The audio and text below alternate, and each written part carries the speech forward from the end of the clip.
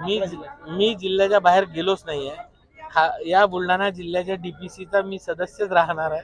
त्यामुळे जिल्ह्याच्या विकासात कुठेही बाधा येईल असं मी होऊ देणार नाही।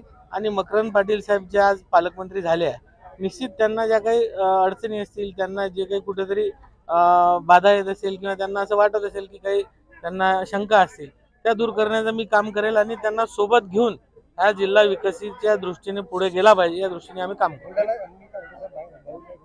भाजपाची संकल्पना आहे छोटे राज्य आणि छोटे जिल्हे म्हणून, त्यामध्ये खामगाव जिल्हा कधी होईल असं वाटतं तुम्हाला? आणि तुम्ही आता मंत्री आहात। मी वारंवार सांगतो, खामगाव जिल्हा असो किंवा इतर जिल्हे असो, आपल्याला माहिती आहे की एक जिल्हा निर्मिती करण्यासाठी खूप मोठा फंड आवश्यक असतो।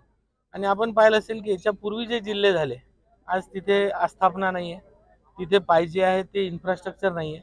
त्यामुळे अर्धवट जिल्हा करून घेण्यात आपल्याला काही अर्थ नाही आहे। माझं असं मी या मताचं आहे की जिल्हा करण्यापूर्वी त्याचं इन्फ्रास्ट्रक्चर उभं राहिलं पाहिजे।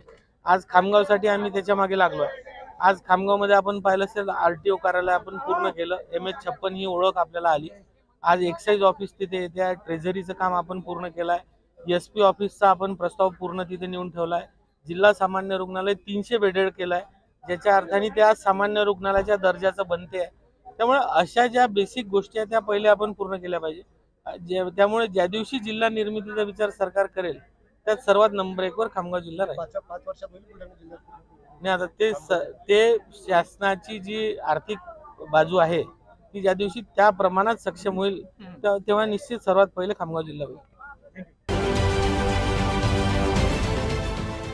देश विदेशातील प्रत्येक घडामोडींचे लाईव्ह अपडेट मिळवण्यासाठी आता साम टीव्हीच्या सर्व सोशल मीडिया प्लॅटफॉर्मला लाईक, फॉलो आणि सबस्क्राईब करा।